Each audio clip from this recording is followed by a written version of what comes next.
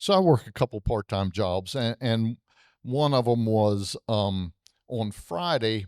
Uh, uh, a cousin of mine is building a house. So, and he's building it up in the mountains. It's off grid.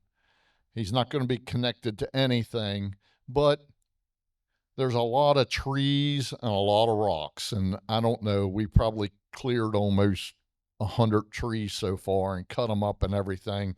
So Friday, he wanted to dig his foundation.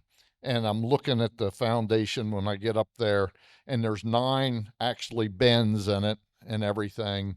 And it's about 3 foot deep, and or for the footer we're digging. And and I'm the one that's down in the footer measuring how deep you got to go. And and of course then when he makes a turn and he wipes out the lines, I'm jumping up out of a 3 foot foundation and repainting the lines in back of him. So as he's digging, and then every turn he can't get the corners. So I got the digging iron and I'm digging it, and it's rocks and everything in there, digging it out, rocks and roots, and digging everything. And then I'm measuring, and if he's within 2 inches of where he's supposed to go, he moves on. Then I dig out the rest of it with a matic and a shovel, or I fill in and tamp it down as we're going. 13 hours. I come in and out of that trench. I don't know. I thought it was 100 times, but it might not be that. And 3 foot's this high. I'll be 68 in a couple days. And the next morning, I had to be at work at my other job at 6:30 in the morning, and I woke up and my legs did not want to go.